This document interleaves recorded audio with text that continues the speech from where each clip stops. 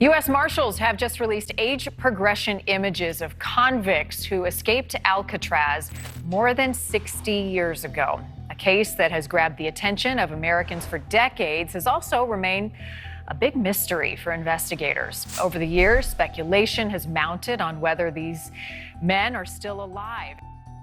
In May 2025, the truth finally clawed its way into daylight. U.S. Marshals revealed that skeletal remains had been recovered near Angel Island and, after DNA analysis, confirmed to be Frank Morris and the Anglin brothers, the three men who vanished from Alcatraz back in June 1962 from the so-called inescapable prison. For more than 60 years, no one knew if they drowned in the freezing currents of San Francisco Bay or if they pulled off the impossible and walked free into another life. Rumors spread like wildfire. Postcards postmarked from Brazil, shadowy photos, even whispered sightings that suggested the escapees might have built new identities far beyond American soil. Each clue only deepened the mystery. Now, with this discovery, investigators claim the case has reached its end, but the question still lingers. What really happened on that night when three men slipped out of Alcatraz, leaving nothing behind but papier-mâché heads and silence?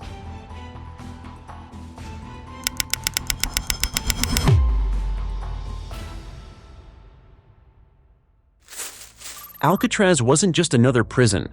Sitting like a fortress in the middle of San Francisco Bay, it carried a reputation that made even hardened criminals shiver. Officials called it escape-proof, and the men who ended up here were often the kind who had tested every other system. If you landed on the rock, it meant you were considered too dangerous, too slippery, or too smart to be kept anywhere else. Among those inmates was a man named Frank Lee Morris. From the outside, he looked ordinary enough, but his mind worked differently.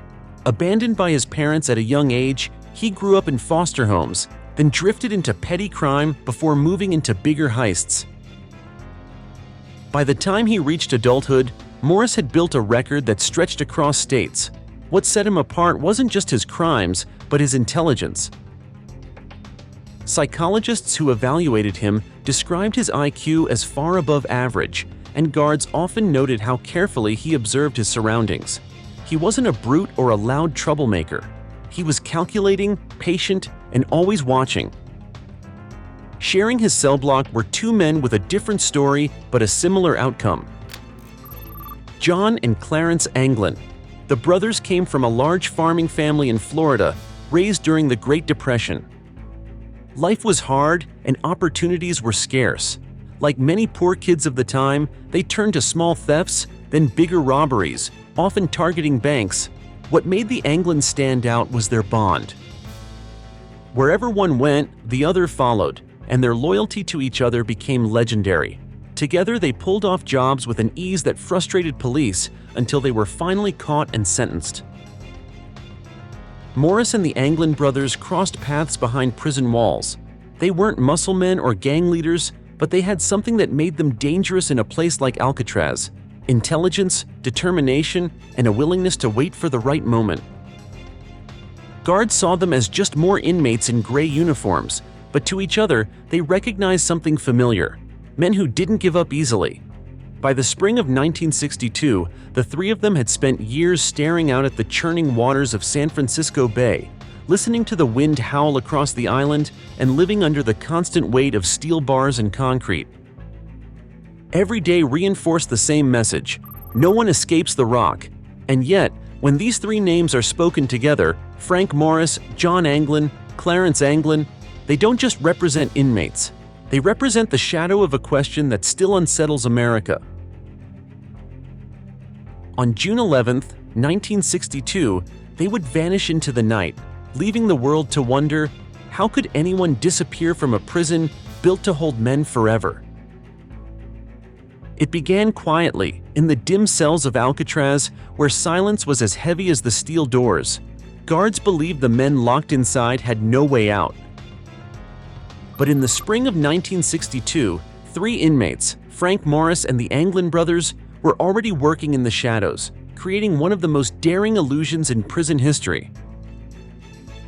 The first step was simple but chilling. They needed to disappear from their beds without raising an alarm. Using a mix of soap, toilet paper, and real human hair collected from the prison barbershop, they sculpted dummy heads. The details were eerie. Painted flesh tones gave the faces color, while the hair made them look disturbingly real. At night, when the guards walked past with flashlights, the fake heads lay neatly on the pillows, convincing enough to pass for sleeping men. Behind the scenes, a more dangerous task unfolded. Each prisoner worked to carve out an escape route hidden in plain sight. The weak point was the ventilation grates at the back of their cells. With stolen spoons and improvised tools, they chipped away at the concrete, bit by bit. To keep the noise down, they timed the drilling with the loud music of prison bands playing in the evenings. To keep the holes hidden, they painted cardboard pieces to blend with the wall, sliding them into place before lights out. But their ingenuity didn't stop there. Somehow, the men managed to get their hands on a small motor from a prison vacuum cleaner. From it, they fashioned a crude drill, powerful enough to speed up the work. In a place where every object was counted and controlled, this invention was an act of pure defiance. Every night, while the rest of the prison slept, concrete dust gathered at their feet, evidence of a tunnel taking shape just behind the cell blocks. The plan depended on patience. Weeks turned into months as the holes grew wider. Then, finally, the concrete gave way. Beyond the cell walls lay an unguarded utility corridor, a hidden passage that snaked like a dark vein behind the row of cells. To most inmates, it was invisible, a place never meant to be reached. But for Morris and the Anglin brothers, it was the key. They slipped through the openings one by one, crawling into the shadows where guards never looked. Above them, the old prison workshops and storage areas stood empty at night. And it was here, in those forgotten spaces above the cell block, that the escape plan took its true shape. While the guards patrolled below, thinking every man was locked safely in place, the fugitives were already moving through secret hallways, closer to the edge of freedom. Inside the workshop of Alcatraz, where the clang of tools usually meant routine labor, something extraordinary was taking shape. Frank Morris and the Anglin brothers had turned the most ordinary prison item, the cheap raincoat, into a weapon of survival. Piece by piece, they stole and hid away more than 50 of them, slipping them under shirts or tucking them inside toolboxes until they had enough to build what no one thought possible: a raft and life vests that could carry them across the deadly waters of San Francisco Bay. They stitched and glued the rubberized material together with a quiet precision that made the project look more like craft work than desperation. The seams were sealed with heat from the workshop pipes, the edges fused tight enough to hold air. What emerged was a fragile-looking but surprisingly strong raft, capable of keeping 3 men afloat in the currents everyone else called impossible. Alongside it, they shaped crude life vests, padding and sealing them in the same way. Each stolen raincoat became part of the plan, transformed from prison gear into the last hope of freedom. On the night of June 11, 1962, everything came together. After slipping through the holes cut in their cell walls, the men crawled into the hidden utility corridor. From there, they climbed a vertical shaft, pulling themselves upward toward the roof of the prison. At every step, discovery meant failure, but the dummy heads on their pillows kept the guards fooled. By the time the flashlights swept past their cells, Morris and the Anglins were already moving high above the tiers of sleeping inmates. Reaching the roof, they crossed into open night. Ahead loomed the double layers of barbed wire fencing, a final barrier meant to shred flesh and halt any dream of escape. But even here, the men had prepared. Using stolen tools, they found their way past, careful not to trigger alarms or draw attention. With every obstacle cleared, the myth of Alcatraz being escape-proof grew thinner. Finally, they reached the shoreline. The bay stretched before them, black water swirling under the fog. There, they pulled out their last invention, a stolen accordion. Rigged as a pump, it breathed air into the raft, filling it section by section. The crude boat inflated under their hands, each squeeze of the bellows pushing them closer to the unknown. When the raft was ready, they pushed it into the tide, climbed aboard, and disappeared into the mist. Behind them, the rock remained silent, its guards unaware that history had just been rewritten. In that moment, three shadows slipped away from America's most secure prison and into a mystery that would last more than 60 years. When dawn broke over San Francisco Bay on June 12, 1962, Alcatraz was supposed to wake to its usual rhythm: guards pacing the tiers, clanging metal doors, the shuffle of inmates lining up for breakfast. Instead, one officer noticed something that made his blood run cold. In cell 138, the figure on the bed didn't move when he called out. Leaning closer, the guard tapped the pillow, and the head rolled away. What looked like a sleeping prisoner was nothing more than a painted dummy, stuffed with soap, toilet paper, and human hair. The alarm spread fast. By the time the guards checked the next cells, they found the same trick repeated. The concrete walls behind the vents had been punched open. 3 men were gone. Within minutes, sirens wailed across the island. Red lights flashed, and the order went out: lock down the prison and seal the bay. Helicopters thundered overhead, slicing through the morning fog. Patrol boats from the Coast Guard swept out in tight formation, their searchlights cutting through the water. The San Francisco Police and the Marin County Sheriff's Office scrambled to every shoreline, scanning the rocks and beaches for any sign of the escapees. Even the Golden Gate Bridge was put under watch, as officers feared the fugitives might have tried to slip into the city. It was one of the largest manhunts the Bay Area had ever seen. Reporters swarmed the waterfront, snapping photos of search vessels fanning out in every direction. News bulletins crackled across radios, warning civilians to be on the lookout. For the first time in its history, the escape-proof prison had failed, and the world wanted answers. Evidence soon began to surface, drifting in the currents near Angel Island. A guard spotted a homemade paddle floating in the water, rough-hewn from scrap wood. A little further along, searchers pulled up a life jacket, its seams torn and waterlogged. The biggest discovery came when officers found a waterproof wallet on the shoreline.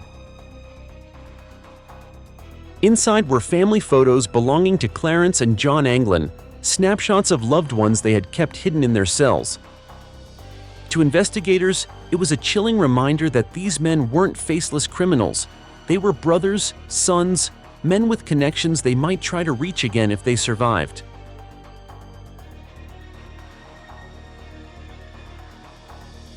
Yet for all the debris recovered, there was one thing no one could find: bodies. The Coast Guard combed the waters for days, dragging nets and scanning the waves, but nothing surfaced. No corpses washed ashore, no trace of drowning victims appeared. The bay, known for its brutal currents and freezing temperatures, should have claimed them quickly. But the silence of the water only deepened the mystery. By the end of that week, the official story was unclear. Had the raft failed, scattering fragments across the waves while the men sank unseen beneath the tide? Or had those same fragments been decoys, left behind to mislead the search? With no bodies to confirm the worst, the escape from Alcatraz slipped from fact into legend. And for the U.S. Marshals, a chase had begun that would stretch not just days or years, but more than half a century. In the days after the breakout, the FBI poured its resources into the case. Agents studied the tides, measured currents, and charted the bay's water temperature. Their verdict was absolute. No man could have survived. June waters hovered near 50 degrees Fahrenheit, cold enough to trigger hypothermia within minutes. Even strong swimmers would lose strength in under an hour. With currents sometimes pushing over 6 miles per hour, the Bureau declared the escapees drowned. That conclusion carried enormous weight. Newspapers across the country repeated it, framing the escape as a failed gamble that ended in tragedy. The raft fragments and life vests found near Angel Island became evidence of disaster. Families of the fugitives were urged to accept the worst, and Alcatraz's reputation as escape-proof appeared preserved. For the FBI, the file was all but closed. Yet the story refused to fade. In 1979, the Bureau officially ended its investigation, passing responsibility to the U.S. Marshals. Unlike the FBI, the Marshals had no interest in defending Alcatraz's myth. Their mission was clear: track fugitives until the trail runs cold. And for them, this case never ended. They kept it open, year after year, chasing rumors, following postcards, and examining photographs that hinted at survival. The Marshals' persistence kept the mystery alive. Each time a new lead surfaced, from supposed sightings in South America to letters mailed decades later, they treated it seriously. In public, they reminded everyone that without bodies, there could be no closure. That difference between agencies gave the escape its legendary status. The FBI's neat conclusion against the Marshals' open question. By the 1980s, Alcatraz had closed and become a tourist attraction, but the escape story lingered in its corridors. Visitors walked past the cells once occupied by Morris and the Anglins, listening as guides retold the official account, yet always paused for the possibility of survival. That pause was the hook, inviting millions to wonder if three men had actually beaten the rock. And so the question endured for decades. Were they doomed the moment they entered the bay, their raft swallowed by the tide? Or did they make the impossible real, paddling through fog to freedom? The gap between official answers and whispered possibilities kept the mystery alive, until 2025 finally brought new evidence to light. Even after the FBI declared the escapees dead, whispers refused to fade. By the mid-1960s, rumors spread that John and Clarence Anglin had been seen in Brazil. Locals in remote towns claimed two Americans matching their description were spotted, but the reports were never verified and no official records confirmed them. Could the brothers have slipped not only past San Francisco Bay, but all the way to South America? Back in the U.S., the mystery deepened. For more than 20 years, the Anglin family received unsigned postcards, vague notes, and even bouquets of roses left at their doorstep. The messages revealed little, but the timing and secrecy convinced relatives that John and Clarence might still be alive. Investigators could never explain how these tokens appeared without anyone being caught, which only fueled suspicion that the escape had succeeded. Then, in 1975, a photograph surfaced that would haunt the debate for decades. It showed two middle-aged men standing in the Brazilian sun, their features blurred yet familiar. For years, skeptics brushed it aside as coincidence, but in 2020, advanced facial recognition software gave shocking results: a 97.8% match with John Anglin and a 96.3% match with Clarence. Outlets like the New York Post reported on the analysis, and suddenly the idea that the Anglins had survived no longer seemed far-fetched. If the match was accurate, it meant the most notorious escape in American history had outlasted its own legend.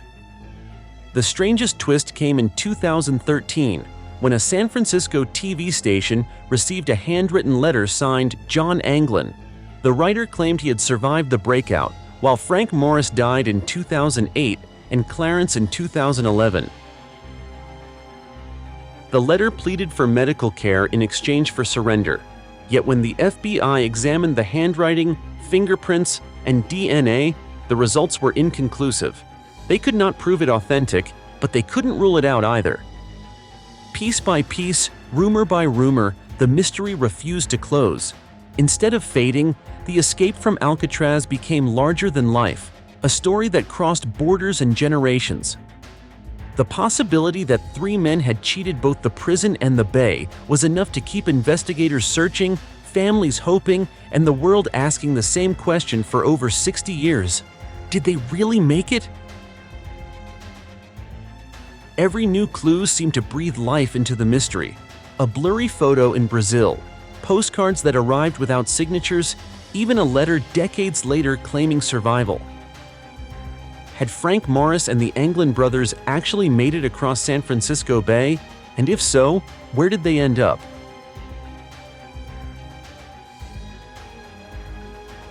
The strongest theory placed them in South America, with eyewitnesses insisting they had seen men who looked just like the Anglins. Newspapers covered the rumors, and investigators chased leads far from California. Yet one question has always remained. If they lived, why never step into the light? Survival would have been the greatest victory over Alcatraz, but the men never appeared publicly, never allowed their families the certainty of knowing. Some believe they feared arrest, even long after Alcatraz closed in 1963. Others say they built new identities too valuable to abandon. Whatever the reason, their silence became part of the legend, a void that no evidence could ever fill. For decades, Alcatraz was more than a decaying prison. It became a stage for imagination, a reminder that even the most secure system might be broken. Tourists walked past the cells where holes were carved in the walls, asking if three men had really vanished into the fog and lived to tell about it. Movies, books, and documentaries all retold the escape, each time ending with the same cliffhanger. Even law enforcement could not settle it. The FBI closed its case in 1979, declaring the men drowned. But the U.S. Marshals kept their file open, insisting that until bodies were found, the fugitives remained wanted. That decision gave the story a strange endurance. The men were either lost in the bay or alive somewhere far away, and neither option could be proven. By the 2000s, Alcatraz had turned fully into legend. It was no longer just an island of concrete and rusted bars, but a riddle that haunted history. For over 60 years, the names Frank Morris and John and Clarence Anglin floated between fact and folklore. Had they reached South America? Had they lived under false names? Or did the bay swallow them just short of freedom? Until 2025, the truth remained out of reach, suspended in mystery. In May 2025, after more than 6 decades of rumors and unanswered questions, the U.S. Marshals finally broke their silence. At a press conference that gripped headlines around the world, officials revealed they had discovered human remains buried in the mudflats near Angel Island. Forensic teams had worked quietly for months, running advanced DNA tests and comparing dental records against the fugitives' old prison files. The results were undeniable. The remains belonged to Frank Morris and the Anglin brothers, the very men whose escape had haunted Alcatraz history since that foggy night in 1962. The announcement hit like a thunderclap. According to investigators, the men had indeed made it off the island, but only for a short while. Analysis suggested they had perished within hours of leaving the rock, their fragile raft no match for the freezing water and violent currents of San Francisco Bay. The conclusion, delivered with scientific certainty, confirmed what the FBI had claimed decades earlier: escape from Alcatraz was never truly possible.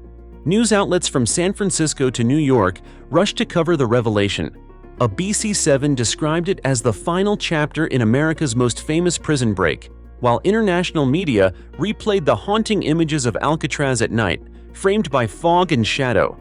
Families of the Anglins, who had held out hope for years, were told that the debate was finally over. The Marshals declared the file closed. And yet, the silence that followed carried its own weight. For 63 years, the escape of Morris and the Anglins had fueled imagination around the globe.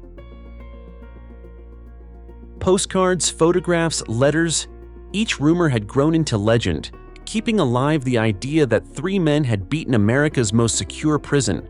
Even now, with the remains in hand and the case officially ended, that legend lingers. The truth, stark as it is, doesn't erase the story. Instead, it cements it. The daring plan, the illusion of the dummy heads, the desperate push into the bay, all of it has become part of American folklore. The Marshals may have declared the mystery solved, but the decades of doubt and the countless what-ifs left behind are what made the Alcatraz escape unforgettable. In the end, Morris and the Anglins didn't just attempt to leave the rock, they left behind a ghost story that kept the world guessing for more than half a century. The 1962 escape from Alcatraz remains a sensation to this day. 3 men, armed only with patience, wit, and the scraps of prison furniture, outsmarted a system designed to be unbreakable. Their story proves that intelligence and determination can shake even the strongest walls. But discoveries in 2025 rewrote the ending. DNA testing and forensic records confirmed what San Francisco Bay itself had whispered all along. The real enemy was not guards or fences, but San Francisco's raging waters. Hypothermia, currents, and frigid tides became the final gatekeepers, dragging the men under before freedom could last more than a few hours. Yet the power of this story lies in its uncertainty. For over 60 years, postcards, photographs, and hearsay have allowed us to believe the impossible. And even now, with the evidence in hand, one question remains. If those remains had never been found, would you believe they disappeared into South America, living in the shadows, building new lives beyond our reach? Let us know what you think in the comments. And don't forget to like, share, and subscribe to Mind Gap, where we explore the hidden chapters of history that refuse to be buried.